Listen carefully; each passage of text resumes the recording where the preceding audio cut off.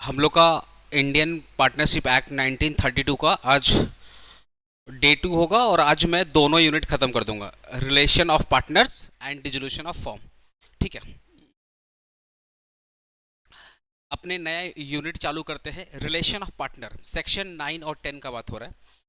पहला है question, general duties of partner. Exam में क्वेश्चन आता है, what are the duties of partner. Partner का ड्यूटी क्या है? पहला, partner must work for the benefit of the firm and be honest with each other. Obviously हर एक partner जो भी काम करेंगे फर्म के लिए करेंगे, बिजनेस के लिए करेंगे और एक दूसरे से ईमानदारी मेंटेन करेंगे। अगर पार्टनर ही ईमानदार नहीं है तो बिजनेस कितना दिन चलेगा? तो उसका ड्यूटी है, ईमानदार होना उसका ड्यूटी है। तो वो बिजनेस के साथ न्याय करेगा और जितने पार्टनर है उनके साथ भी क्या करेगा? जस्टिस करेगा, न्याय करेगा, ईमानदारी को मेंटेन करेगा। कभी भी वो बिजनेस के पैसे को आलतू फालतू नहीं उड़ाएगा। समझ गया ना? तो हर एक पार्टनर की ड्यूटी है कि वो जो भी काम करे बिजनेस के भले के लिए काम करे, बिजनेस के बेनिफिट के लिए काम करे। समझ गया? खुद के बेनिफिट के लिए काम ना करे। एग्जांपल दे रहा हूं, मान लो मैं पार्टनर था, मैं गया सामान खरीदने के लिए, होता ना रॉ मटेरियल, मैं गया रॉ मटेरियल खरीदने के लिए, दुकानदार से मैंने 60 गांठ खरीद लिया। रॉ मटेरियल का दाम था 10,000, तो मैंने उसको पता क्या बोला, तू बिल बना दे 12,000 का। समझ गया ना? सप्लायर को मैंने बोला कि देख सप्लायर, माल खरीदने तो मेरा जिम्मेदारी है, एवरी टाइम मैं ही आऊंगा, तो एक काम करना, तू बिल बना दे 12,000 का। ठीक है, और रियल में मार्केट में दाम कितना है? 10,000। तो अब आप बताओ मुझे कितने का बेनिफिट मिल गई? 2,000 का बेनिफिट मिल गया। लेट से मैं 500 रुपया दुकानदार को भी दे दिया, चल 500 मेरे तरफ से रख ले बिल बनाने का, तब भी तो मेरे को 1,500 का बेनिफिट मिला। तो अगर एक ऑर्डर में मैं 1,000 2,000 1,500 का चोरी कर रहा हूं, तो पूरे साल भर में मैं कितना चोरी कर लूंगा? क्या इससे फर्म को बेनिफिट है? क्या इससे बिजनेस को बेनिफिट है? क्या बिजनेस को बेनिफिट है? नहीं, बिजनेस को तो नुकसान है क्योंकि पैसा तो चला गया ना। इससे मेरा पर्सनल बेनिफिट हो रहा है, पर्सनल इंटरेस्ट को मैं सेटिस्फाई कर पा रहा हूं, बिजनेस के इंटरेस्ट को मैं सेटिस्फाई नहीं कर पा रहा हूं। तो इस केस में बिजनेस का इंटरेस्ट हैम्पर हो रहा है और बिजनेस लॉस में चला जाएगा। और मैं बाकी पार्टनर के साथ क्या मैं ऑनेस्ट हूं? क्या मैं बाकी पार्टनर के साथ जस्टिस कर रहा हूं? नहीं कर रहा हूं। तो ये मेरा ड्यूटी है कि मैं जो भी काम करूं बिजनेस के बेनिफिट के लिए करूं और एक दूसरे के साथ ऑनेस्टी मेंटेन करके चलूं, ये मेरा ड्यूटी है। दूसरा, they must share full information and accounts. हर एक पार्टनर जो भी बिजनेस का इंफॉर्मेशन वो फुल्ली शेयर करेगा। और मान लो 4 पार्टनर है, 4 में से एक पार्टनर बोल रहा है थोड़ा मुझे बुक्स ऑफ अकाउंट दिखाओ, तो दूसरे पार्टनर की ड्यूटी है बुक्स ऑफ अकाउंट दिखाना। हर एक पार्टनर का अधिकार है पूरा का पूरा इंफॉर्मेशन जानने का, हर एक पार्टनर का अधिकार है पूरा का पूरा बुक्स ऑफ अकाउंट चेक करने का। मान लो हम सब पार्टनर है, सुनो ना, हम सब पार्टनर है, मेरा मन किया कि चलो, मैंने आपसे बोला कि थोड़ा मेरे मेरे को बुक्स ऑफ अकाउंट दिखाओ, तो आप बोल रहे नहीं दिखाएंगे, जाओ। मैंने बोला यार जितना तू पार्टनर है उतना मैं भी पार्टनर हूँ। बोला कोई बात नहीं दिखाएंगे। ये गलत है। अगर तुम नहीं दिखाओगे तो मेरे को कोर्ट में आकर केस करना पड़ेगा, फिर कोर्ट के कहने पर दिखाना पड़ेगा और पेनाल्टी केस तुम्हारे पास अलग से होगा कि तुम मना क्यों कर रहे थे। तो हर एक पार्टनर का ड्यूटी है कि सारा जो भी इंफॉर्मेशन है आके शेयर करे, कुछ भी छुपाए नहीं। और अगर कोई पार्टनर बुक्स ऑफ अकाउंट देखना चाहता है तो उसको दिखाए। इफ ए पार्टनर चीट और commit a fraud he must pay repay the firm और एनी लॉस कॉस्ट। मतलब क्या है? 10,000, मैं सप्लायर के पास गया, 10,000 का रॉ मटेरियल था, लेकिन मैंने उसको बोला बिल बनाओ भैया 12,000 का, तो सप्लायर ने 2,000 रुपया एक्स्ट्रा का बिल बना दिया, लेकिन रियलिटी में दाम कितना था? 10,000। सप्लायर से मैंने बिल कितना बनाया? 12,000 का। तो 2,000 मैंने एक्स्ट्रा अपने पॉकेट में डाल दिया ना। अगर ये बात पार्टनर को पता चलता है तो मुझे ये 2,000 भरना पड़ेगा, मतलब 2,000 मुझे इंडिमनीफाई करना पड़ेगा। इंडिमनीफाई का मतलब होता है कि एक पार्टनर के वजह से जितना नुकसान हुआ है पार्टनर उतना नुकसान अपने पॉकेट से भरेगा। तो बिजनेस को कितना नुकसान हुआ है जो मैंने एक्स्ट्रा बिल बनाया? बिजनेस को कितना नुकसान हुआ है? 2,000 का नुकसान हुआ है। अगर ये बात बिजनेस को पता चल गया, पार्टनर को पता चल गया, तो मुझे अपने पॉकेट से 2,000 भरना पड़ेगा। इसको बोलते हैं इंडिमनीफाई, भरपाई करना। और एग्जांपल देता हूं, मान लो इस बार मैं सप्लायर से माल लाया 10,000 में। इस बार मैंने कोई चोरी छिमारी नहीं किया, मैं था, उठा, ये सप्लायर है, इससे मैंने 10,000 का रॉ मटेरियल ले लिया और लेके मैं चला आया, और आकर के यहाँ बोल रहा हूँ मैं तो राजा हरिश्चंद्र हूँ, मैं तो ईमानदार हूँ, कोई चोरी नहीं किया। बोला ठीक है, कोई बात नहीं। एक पार्टनर और था, बोला कि जो तुम 10,000 का सामान लेकर आ रहे हो ना, थोड़ा सा अगर तुम रेशनैलिटी दिखाते, थोड़ा सा तुम बुद्धि दिखाते, थोड़ा सा तुम मार्केट में घूमते, तो 10,000 का सामान मिल जाता 9,000 में। अपने याद है सब्जी लेने जाते हैं तो एक दुकान से लेते हैं क्या कि पूरी पहले सब्जी मंडी घूमेंगे, किसका सब्जी फ्रेश है, कौन सा बजट में है, उसके हिसाब से फिर सब्जी लेंगे। या सुनो, कपड़े लेने जाते हैं, कपड़े लेने जाते हैं, दिस इज मोर रिलेटेबल। क्या करते हो तुम, एक ही दुकान से सारे कपड़े ले लेते हैं क्या? पहले आप 4-5 दुकान 6 दुकान पूरा मार्केट घूमोगे, घूमने के बाद जहां पे तुमको बेस्ट लगेगा वहां से तुम लोगे। तो मैं उठा, ब्रश किया, नाश्ता किया, सप्लायर को बोला ले 10,000 रुपया सामान दे। सप्लायर ने 10,000 रुपया रखा और मेरे को सामान दे दिया। अब मैं झोला उठाया, दुकान में आ गया और बोला मैं तो राजा हरिश्चंद्र, मैंने कोई चोरी नहीं किया, मेरे से बड़ा पार्टनर कौन होगा, ये वो। तो एक पार्टनर इधर आ, जो तू 10,000 का लाया ना, थोड़ा सा दो चार दुकान अगर घूमता, थोड़ा मार्केट को सर्च करता, तो जो 10,000 में खरीदा है वो 9,000 मिल जाता। तो आप बताओ, ये मेरी बेवकूफ़ी है, ये मेरा क्या बोल सकते हैं आलसीपन है? तभी तो मैंने तभी तो मार्केट नहीं घूमा।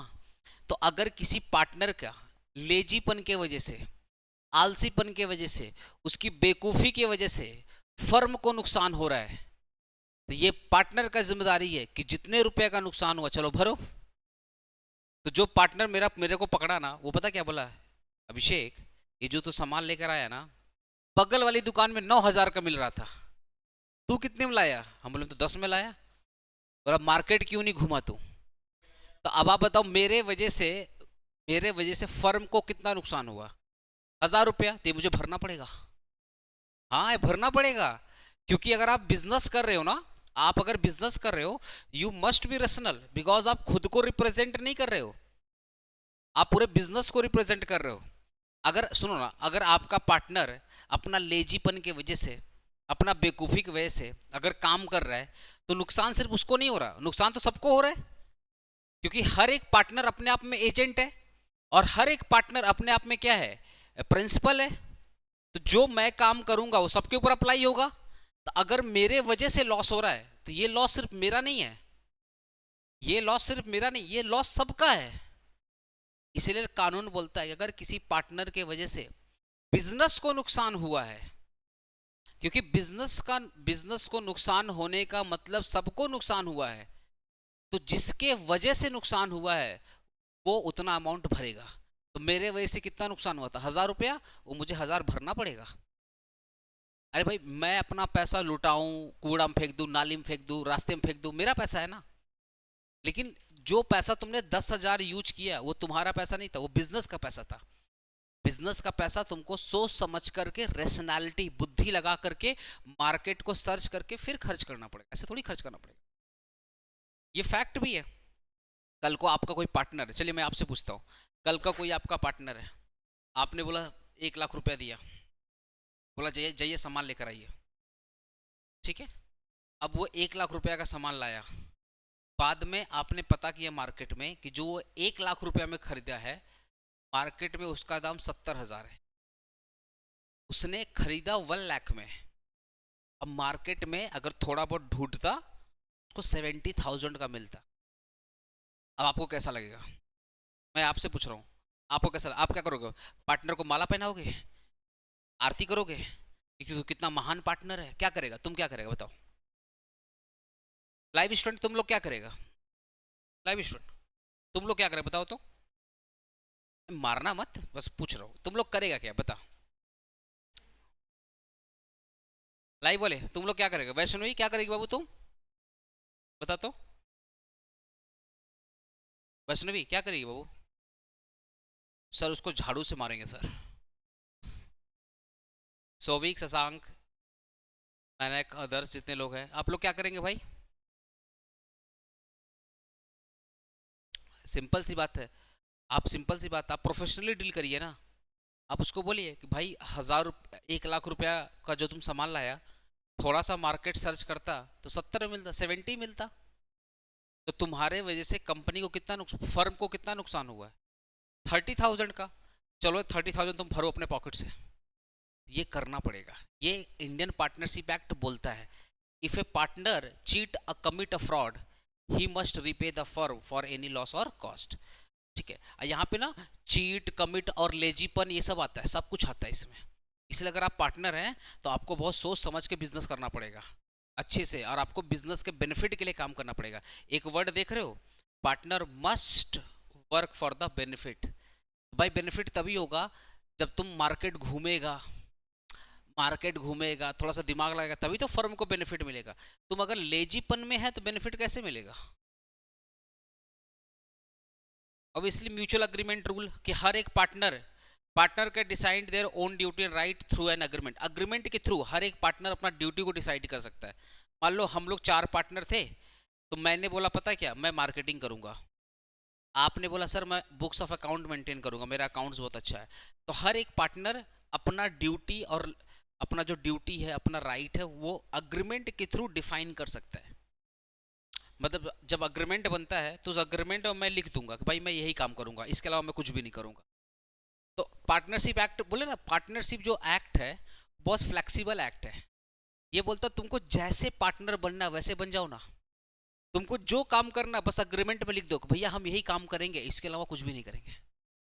यही बोला, partner can decide their own duty and right through an agreement.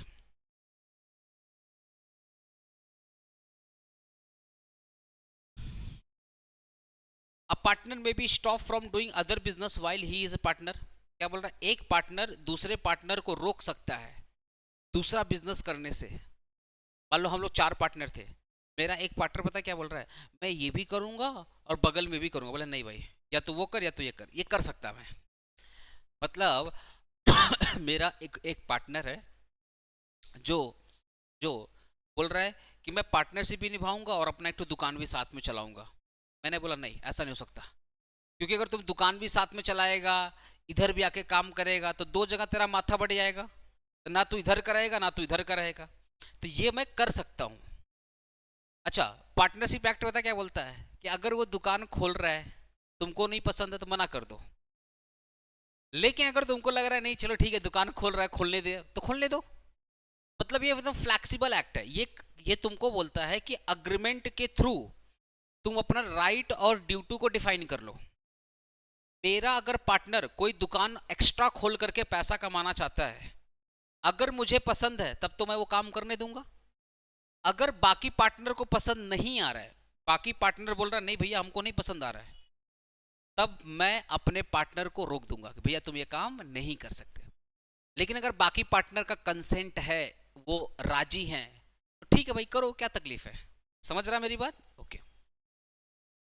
मतलब ये मैं तुम लोगों को क्या कैसे समझाऊं कि ये अग्रीमेंट के थ्रू तुम अपना राइट और ड्यूटी को डिफाइन कर सकता है कि मैं ये काम करूंगा, ये काम नहीं करूंगा। ठीक है।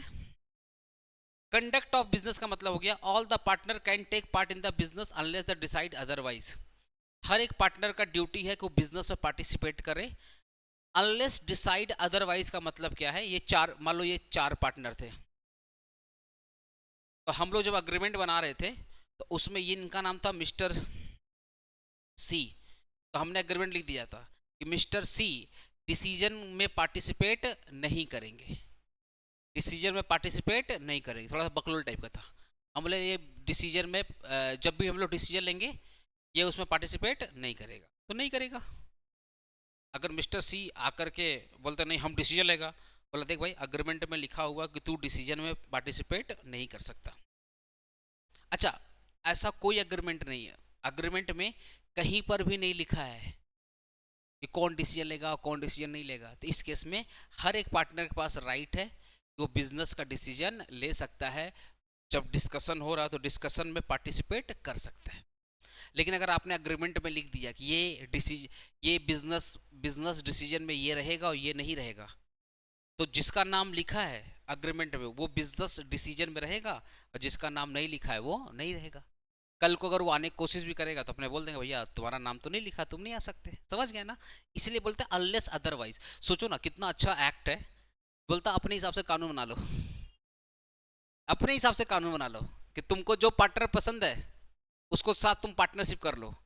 अब तुमको क्या करना, उसको क्या करना, तुम लोग अग्रीमेंट में लिख लो। ये समझ पा रहा है मेरा बात? लाइव स्टूडेंट समझ पा रहे हैं तुम लोग मेरा बात? एक बार मेरे को हाँ या ना कुछ तो बोलो यार तुम लोग, बाकी लोग। Okay sir, okay okay. Must attend work honesty and properly. Obviously हर एक पार्टनर का धर्म है कि वो जितना भी काम है वो ईमानदारी से करे और टाइम पे करे, ठीक है। Routine matters decide by the majority but major decision needed all the partner consent. बोला जो रूटीन मैटर्स है, रूटीन मैटर्स का मतलब क्या होता है? हाँ, रूटीन मैटर्स का मतलब, रूटीन मैटर मतलब जो डेली काम है। मान लो हम लोग का पाव भाजी का धंधा है, मान लो हम लोग 4 लोग मिलकर के पाव भाजी का दुकान चला रहे हैं। 4 लोग, भूख लग गया क्या तुम लोग को? ठीक है सुन लो, मान लो हम लोग 4 लोग मिलकर के पाव भाजी का धंधा लगा रहे हैं, पाव भाजी का धंधा कर रहे हैं 4 लोग मिलकर के।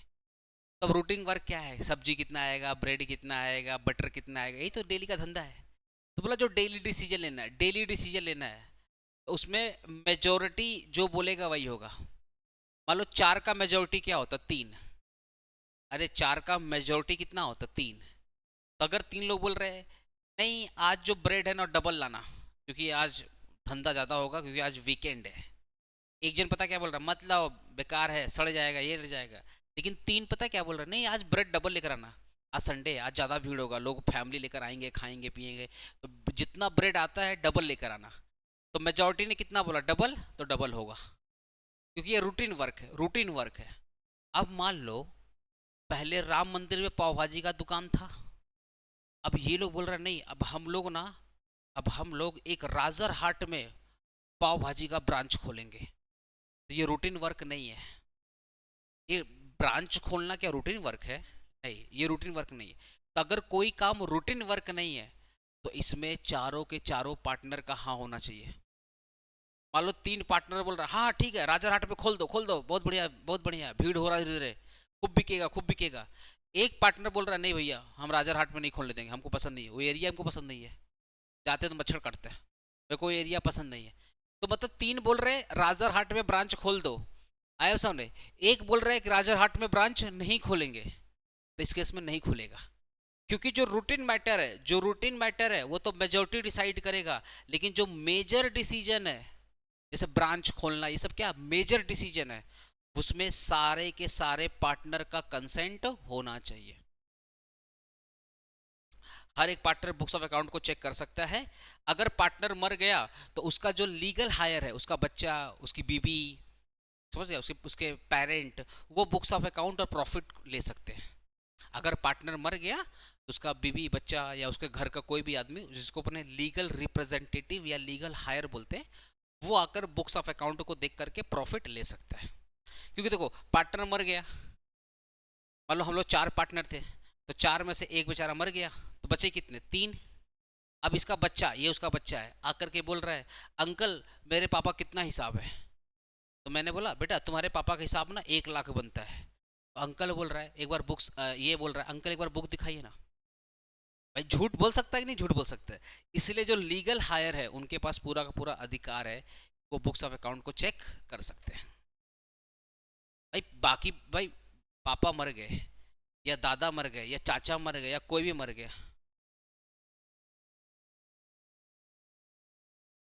आइए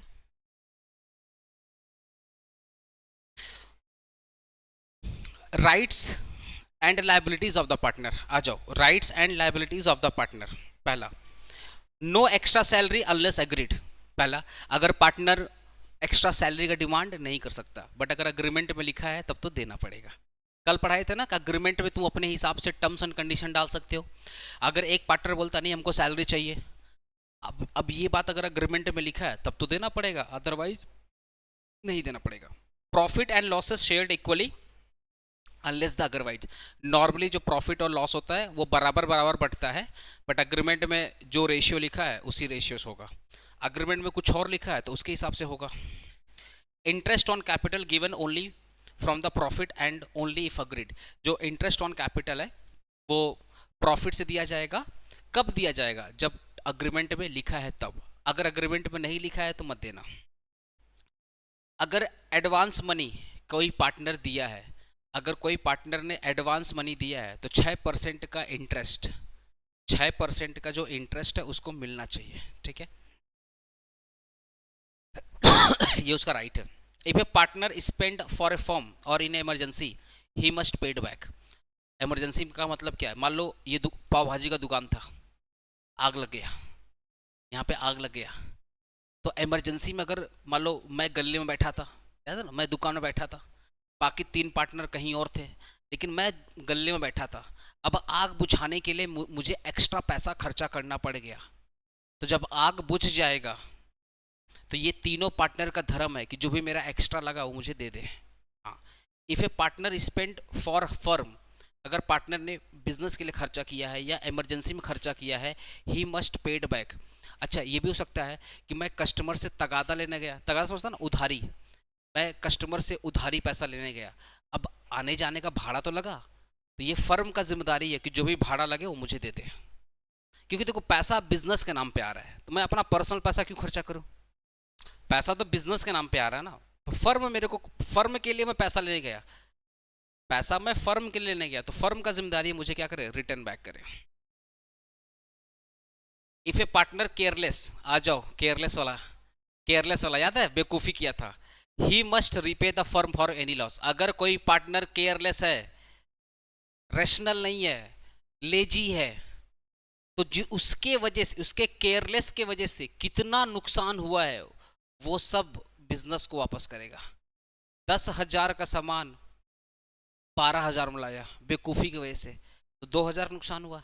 या जो मेरा एग्जाम्पल था, 1,00,000 रुपया का, सॉरी 70,000 का सामान कितने में लाया, 1,00,000 में लाया, याद है ना, 70,000 का सामान कितने में लाया है, 1,00,000 में लाया, तो 30,000 का नुकसान हुआ, तो वो उसको देना पड़ेगा, फर्म को रिपे करना पड़ेगा। तो अगर कोई फर्म केयरलेस है, he must repay the firm for any loss.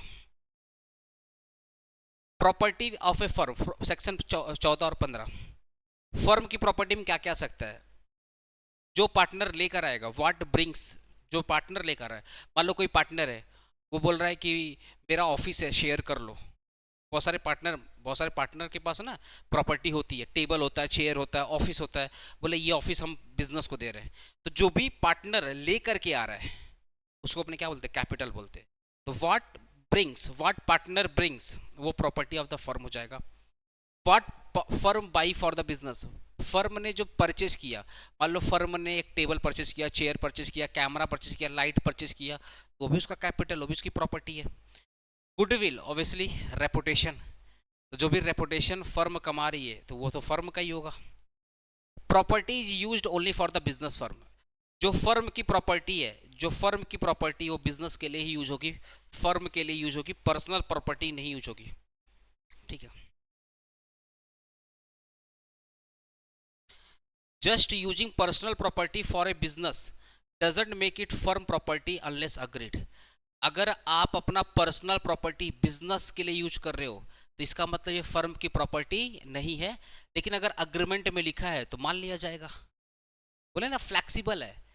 Normally मान लो मेरा मेरा बाइक है, तो मैं उसी बाइक से, मेरा पर्सनल बाइक है, मैं उसी बाइक से फर्म के लिए सामान ला रहा हूँ, कस्टमर से बात कर रहा हूँ, मतलब मैं अपने बाइक से ही सारा काम कर रहा हूँ, तो ये मेरी पर्सनल बाइक है। तो पर्सनल बाइक का मतलब कभी भी नहीं होगा कि वो बिजनेस का बाइक है। लेकिन अगर अग्रीमेंट में लिखा है कि अभिषेक पांडे का जो पर्सनल बाइक है वो हम बिजनेस में यूज कर सकते हैं, तो इस केस में वो फर्म की प्रॉपर्टी मानी जाएगी।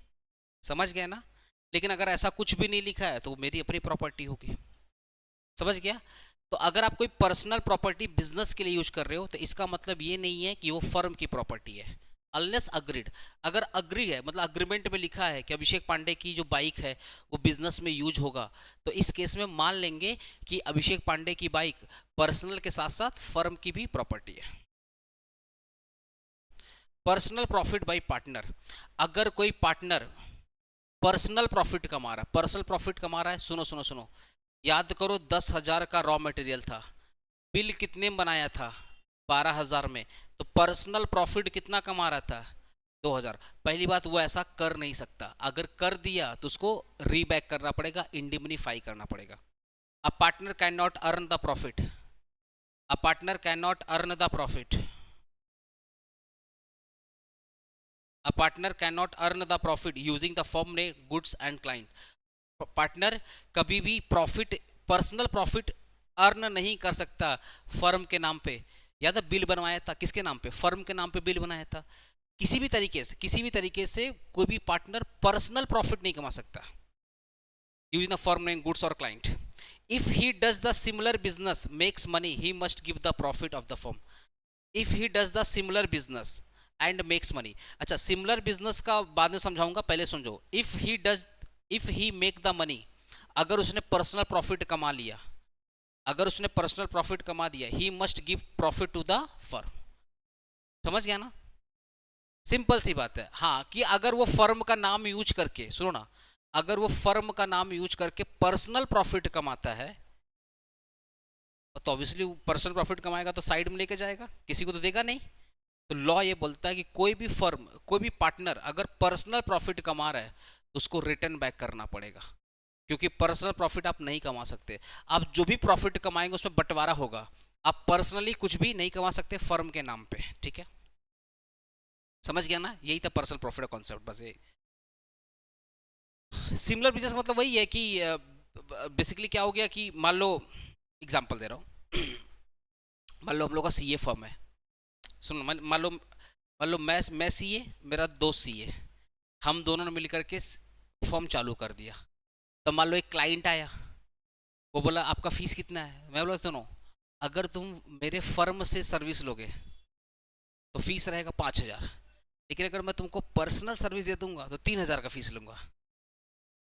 समझ गया। तो नॉर्मली अगर मैं और मेरा दोस्त दोनों मिल करके फर्म खोले, सीए फर्म खोले हैं, तो जो भी मैं सर्विसेज दूंगा वो सीए फर्म के नाम से होगा। तो यहाँ पे मैंने फर्म के नाम से नहीं दिया, मैंने उसको जो सर्विसेज दिया फर्म के नाम पे नहीं दिया, अपना पर्सनल क्लाइंट बना लिया। तो जो भी कमाऊंगा तो पर्सनली रख लूंगा, क्योंकि अगर मान लो वो 5,000 का फीस देता तो वो किस पर आता, फर्म के नाम पे आता, तो उसमें बंटवारा होता। मैंने बोला भाड़ में जाए बंटवारा, साइड से मैंने कमा लिया। मैंने उसको बोला सुन ना, तेरा काम हो जाएगा, मेरे को साइड से पेमेंट कर देना। गलत है कि नहीं गलत है, यही चीज़ है। समझ गया ना। तो बिजनेस तो सेम ही था, बट मैं उसको फर्म के नाम पे ना करके पर्सनल के नाम पे कर दिया। यही बात यहाँ पे बोल रहे हैं। ठीक है,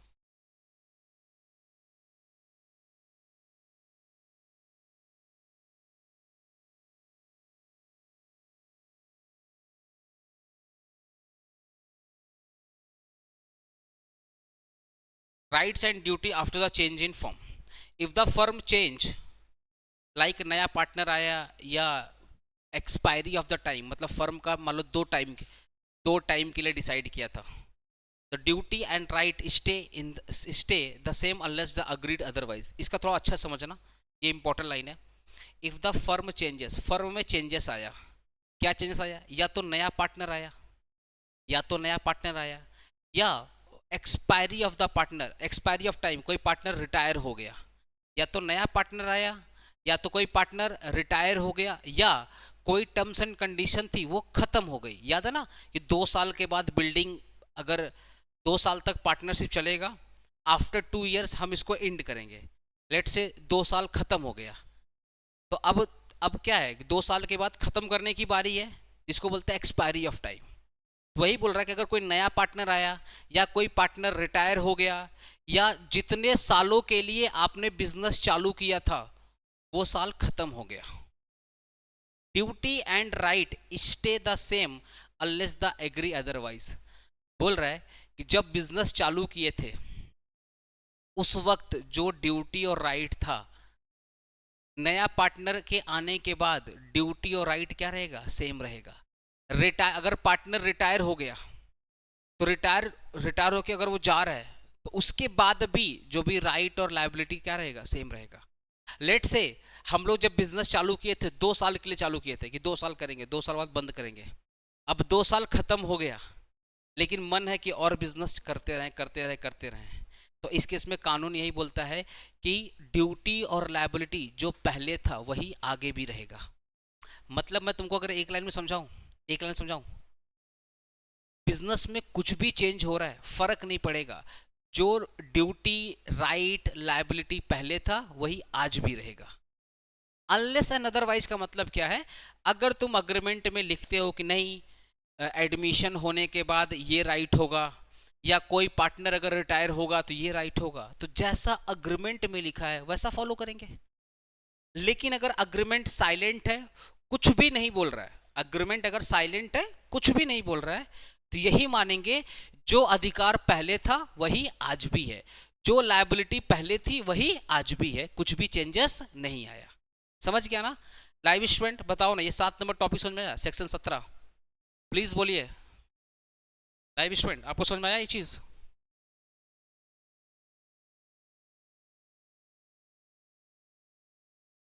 हाँ, 2 साल के बाद अगर अग्रीमेंट में लिखा है कि नया पार्टनर आने के बाद ये राइट होगा, तो अग्रीमेंट फॉलो करेंगे। बट अगर अग्रीमेंट साइलेंट है, कुछ भी नहीं बोल रहा है, तो जो राइट और ड्यूटी लायबिलिटी पहले थी वही आज भी होगी, सेम चलता रहेगा, कंटिन्यू होते रहेगा, अलग से कुछ भी नहीं होगा। Yes sir, yes sir, Shashank बोल रहा है, यस सर। बाकी आपको मैनेक, वैष्णवी, सोविक, सलोनी, अदर्स में जितने लोग हैं आप बताइए, कोई दिक्कत?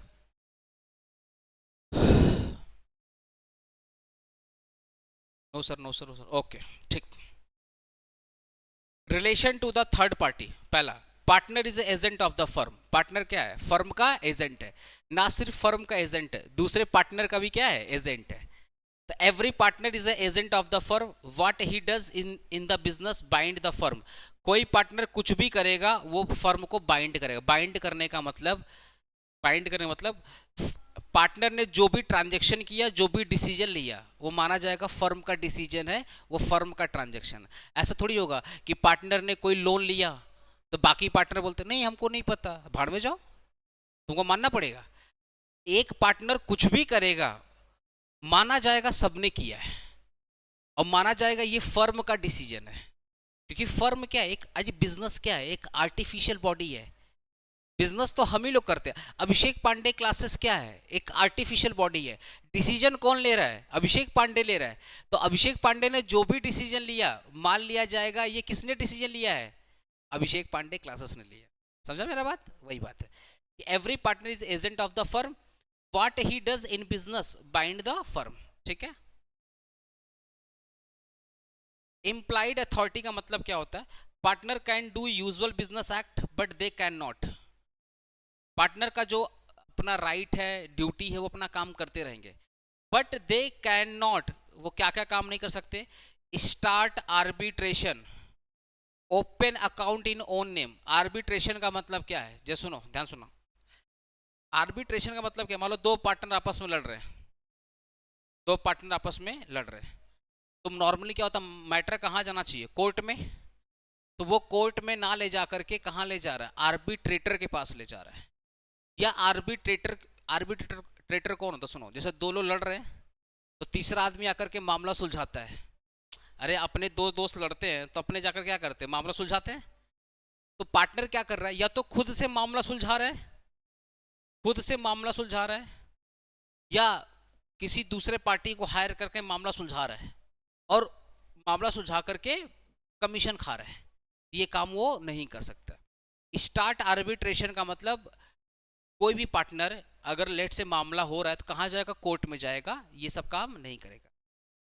पार्टनर खुद के नाम पे बैंक अकाउंट खुलवा रहे हैं, अब बताओ, open a bank account in the own name नहीं कर सकते। आप फर्म के नाम पे खुलवाइए ना, आप अपना पर्सनल बैंक अकाउंट खुलवाइए ना, कोई दिक्कत नहीं है।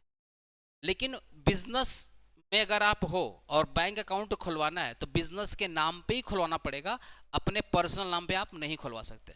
ठीक है। सेल और by the land, partner firm की जो प्रॉपर्टी है आप उसको ना तो खरीद सकते हो ना बेच सकते हो, जब तक सारे के सारे पार्टनर एग्री ना हो। Admit the liability, admit the liability मतलब क्या होता है? मान लो कोर्ट में, मान लो एग्जांपल है, ये बंदा है, ये आया कोर्ट में, ठीक है, अब इसके ऊपर कोर्ट, एडमिट द लायबिलिटी का बेस्ट एग्जांपल दे रहा हूँ, सुनो। ये जो पार्टनर है ना, ये कोई भी उधारी अपने नाम पे नहीं ले सकता। किसके नाम पे लेगा? सिंपल से होता, फर्म के नाम पे लेगा। अगर कोई लोन वगैरह लेना है बिजनेस के लिए तो किसके नाम पे लेगा? बिजनेस के नाम पे लेगा, खुद के नाम पे नहीं लेगा। एडमिट द लायबिलिटी का मतलब यही हुआ। समझ गया ना? या दूसरा कोई चीज हो गया, फॉर एग्जांपल फर्म ने कुछ उधारी लिया था, फर्म ने कुछ उधार लिया, जो फर्म है वो कोई बैंक लोन वगैरह लिया था, तो हर एक पार्टनर का जिम्मेदारी है कि वो बैंक लोन को भरे। तो इकलौता एक पार्टनर ये नहीं बोल सकता कि नहीं तुम लोग छोड़ दो हम सब भर देंगे, नहीं। अगर बिजनेस के नाम पे लोन है तो सब लोग मिल करके भरेगा, अकेला एक पार्टनर जिम्मेदारी नहीं लेगा। यही बात यहाँ पे। विड्रॉ द सूट, अगर कोई मान लो फर्म का कोई केस चल रहा है, मान लो एक कस्टमर है पैसा नहीं दे रहा था, तो फर्म ने कोर्ट में जाकर केस कर दिया, तो कोई और पार्टनर जाकर के केस को विड्रॉ नहीं कर सकता, बंद नहीं कर सकता। होता ना केस को विड्रॉ करना, बंद करना, अरे केस को खत्म करते हैं ना लोग। यहाँ पे यही बोल रहा है कि अगर फर्म ने कोई केस किया है तो कोई किसी पार्टनर की औकात नहीं है कि वो जाके कोर्ट में आकर ये बोले नहीं नहीं केस खत्म कर दिए, छोड़ दिए, माफ करते, ऐसा नहीं है।